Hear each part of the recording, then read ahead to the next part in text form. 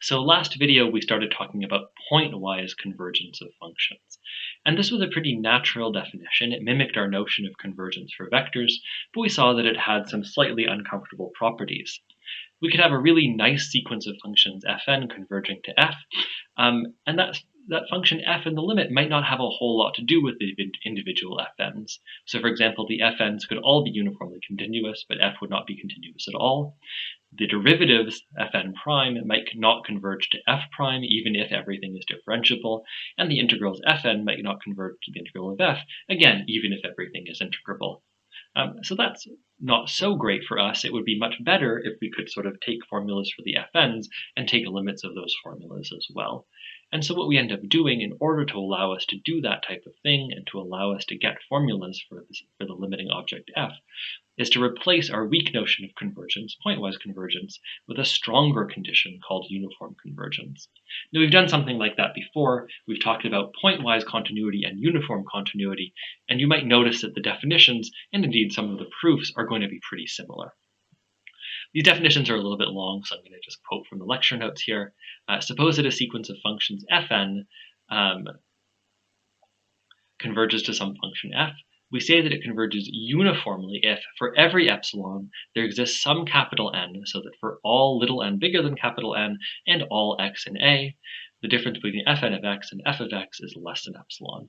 And in this case, we write something similar. We write just like pointwise convergence, but we have two arrows instead of one. So what's the difference between pointwise convergence and uniform convergence? Well, pointwise convergence says that you have some x here, and you get to choose your epsilon after you choose your x. So this all x in A goes before for all epsilon greater than 0. Here, when we're talking about uniform convergence, we choose our epsilon first, and it has that single epsilon has to work for every value of x in A. So again, that's very similar to the difference between continuity and uniform continuity. It's exactly the same idea that somehow the epsilon moves up a little bit earlier in the definition, and that makes the condition much stronger. So let's do an example. Let's look at the same function fn of x is equal to x to the n that we saw last video, but this time we're only going to look at values of x that are between 0 and 1/2, instead of looking at the whole interval from 0 to 1. Now you can easily check that fn of x is less than 2 to the minus n for every x in A and for every n. And so in particular, if you fix some epsilon greater than 0, then for all little n bigger than, well, whatever the base 2 logarithm of epsilon inverse, fn of x minus 0 is less than 2 to the minus n, less than epsilon. So what have we done here? We've said that for all epsilon greater than 0, we have a bound on the difference between fn of x and its limit, 0, which holds uniformly in x. And since that's true, we've actually checked that fn converges uniformly to 0, okay, on this interval from 0 to 1/2. In the last video, we saw something very similar. We looked at the same function, but we looked at the whole interval 0, 1. And this is something that I'm not going to check in the video, but is worth checking for yourself. It's true that fn converges uniformly if we choose A to be the interval from 0 to 1/2. It converges pointwise on the entire interval from 0 to 1, but it does not converge uniformly on that entire interval. That's something that's probably a little bit familiar. If we looked at the function f of x is equal to 1 over x, right? That's a uniformly continuous function on the interval, say A is 1/2 to 1, and it's a continuous function on 0 to 1, but not a uniformly continuous function. So again, the domain that we're interested in can influence whether a function converges uniformly or just converges pointwise. Okay, that's a phenomenon we've seen before, and it's happening again here. With that out of the way, let's talk about the real reason to talk about uniform convergence, which is that when you have uniform convergence, the limiting object f inherits nice properties from the original sequence fn. So here's probably the most important theorem from the point of view of this class. If fn is a sequence of continuous functions and fn converges uniformly to f, then in fact f is continuous as well. How are we going to prove this? Well, essentially a sort of triangle inequality style proof. So let's just walk through the details. Let A be the domain of f, fix some point x in A, and some epsilon greater than 0. Now, since fn converges uniformly to f, there exists some capital N so that for all little n bigger than n, and for all y, now notice I got to choose my y after my epsilon, fn of y minus f of y is less than epsilon over 10. Okay. So that's the first thing that we're going to be doing. That's the first important inequality. Fn of y minus f of y is less than epsilon over 10. That is, Fn is close to f. On the other hand, since Fn is continuous, there exists some delta greater than 0, so that for all y in A, with x minus y less than delta, Fn of x minus Fn of y is less than epsilon over 10. So that's going to be my second property. So what have I seen here? Fn is close to f for every individual point y. And on the other hand, for every individual n, Fn of x is close to Fn of y. So what does that mean? It means that we can go from f of x to Fn of y in 2 steps using both of these inequalities. So let's actually see how that works out. So for all little y in A, with x minus y less than delta, what do we have?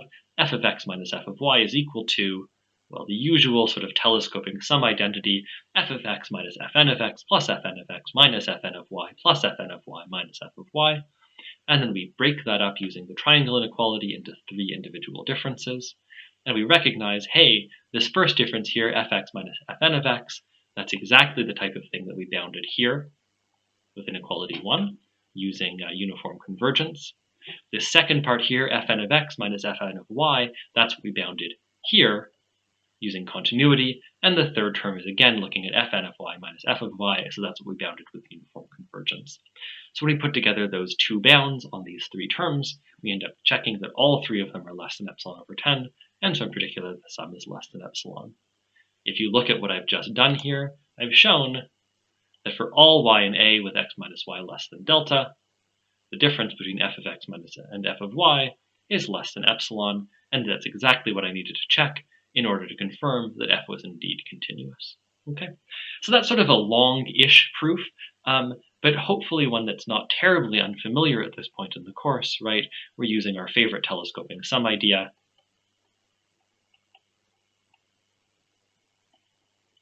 And just recognizing that essentially there are these differences which come from uniform convergence and continuity. Okay.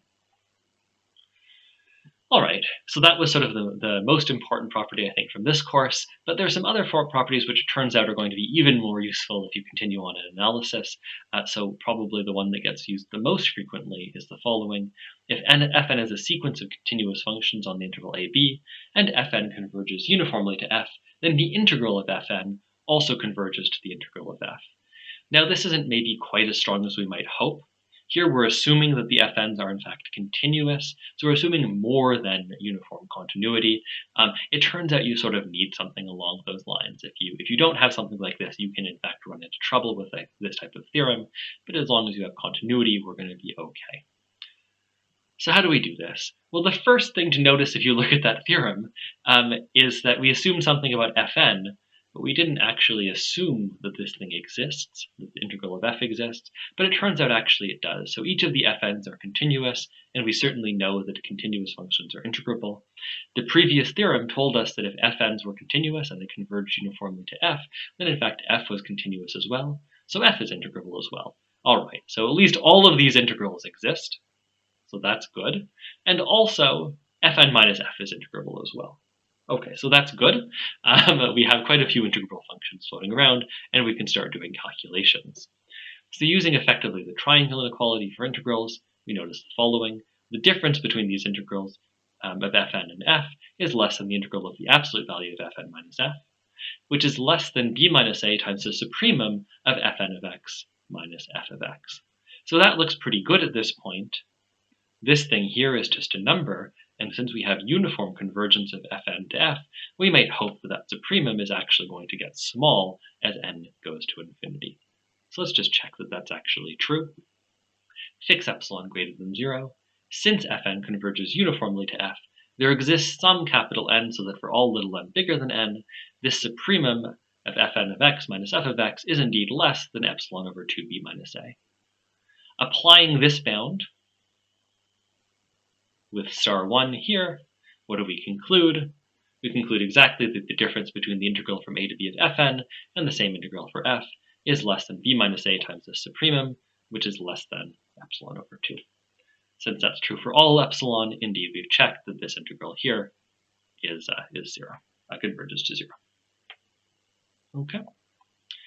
So that was hopefully also not so bad. This following theorem is going to tell us that in fact derivatives converge. This is probably the most technically demanding, but it's worth understanding what's going on. So I'm going to try to say the whole theorem first, then talk a little bit about what the strategy is going to be, and then finally get into the nitty-gritty details. Let fn be a sequence of functions, each with a continuous derivative on some interval. So we do need to assume that everything is differentiable. If the sequence of derivatives converges uniformly, and the sequence of original functions converges pointwise, then f is differentiable, and we have a formula for the derivative. So there's a whole lot going on here, right? So we need to assume that fn has derivatives. It's the derivatives that have to converge uniformly. And separately, the original sequence fn has to converge pointwise. Okay, so there's a lot happening here. We have two different sequences, fn and fn prime. We have to have two separate assumptions: an assumption about the convergence of fn prime, and an assumption about the convergence of fn itself. And we get two conclusions as well. One conclusion is that f has a derivative, so that's nice. And separately, we also get a formula for that derivative. Okay, so there's a lot happening in this theorem. All right. With that out of the way, maybe it's a little bit too much to digest how that theorem is going to get used all at once. But maybe the easiest thing to focus on is at least we get some formula. All right, so let's think about how that's going to happen. How can we possibly prove something along these lines? It's very hard to get your handle on derivatives. And the answer is, well, it's hard to get your handle on derivatives, but we just had a theorem which told us something about integrals. And the fundamental theorem of calculus tells us that if we know a lot about integrals, we can use that information to learn about derivatives as well. So this is going to be quite roundabout. We're going to look at the integral of fn prime, and we're going to apply the previous result to that, and we're going to use the fundamental theorem of calculus. All right, let's see how that actually unrolls. Define the function g to be the limit as n goes to infinity of fn prime. So we already assumed in the statement of the theorem that this limit here exists, and furthermore that fn prime converges uniformly to g. Now, by the previous results that we've just done, the last two results, first of all, g is continuous. Why is g continuous? Well, fn prime, those are all continuous objects, and they converged uniformly, and so we saw sort of two theorems ago that means that the limiting object g must also be continuous.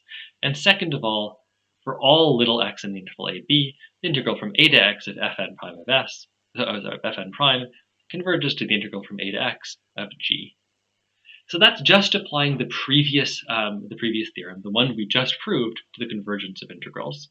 But there's something sort of clever here. When we were talking about the convergence of integrals before, we were just talking about one integral. But here, we're talking about tons of integrals, right? Uncountably many of them. That's okay. We're just applying that previous theorem for every one of these x's individually. Since it's true for each of these x's individually, okay, we can write this sort of conclusion down. All right.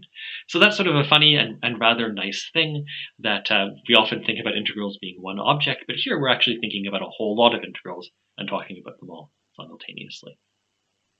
So let's use this fact. By the fundamental theorem of calculus, okay, in particular if you're keeping track in the course notes, I'm using theorem 7.22 and 7.21. We know that this integral from a to x of fn prime is just equal to fn of x minus fn of a. Okay? So that is, we have all of these convergence of derivatives, but actually we have a formula for exactly those integrals of derivatives. So if we take the limit here, using this formula here, what do we get? We get that the integral from a to x of g of s ds is exactly equal to f of x minus f of a. All right, so that's sort of nice. But since g itself is continuous, applying the fundamental theorem of calculus again, we learn that g of x is equal to f prime of x, and indeed that was exactly what we were intended to show. All right, this has been a long and fairly technical video, so just as a quick recap, what have we done? We've introduced the notion of uniform convergence, and we've checked that it gave us three really nice properties, or at least some form of each of those properties. We saw that if a sequence of fn of continuous functions converged uniformly, the limit was also continuous. We found a formula for the integrals of sequences of functions, and we saw a formula for the limit of derivatives of continuous functions. And the one caveat that you should have in the back of your head if you're studying this later on is this theorem about the derivatives. It's a little bit of a messier theorem than the previous ones. We need several assumptions here, and in fact we get two conclusions, although it's easy to miss it. We get the formula, which is sort of the easy thing to remember, and also we get the fact that a certain derivative exists, which is easy to forget but is very, very powerful. Alright, that's it in terms of uniform convergence. Next video we're going to start applying these and actually trying to derive some formulas using them.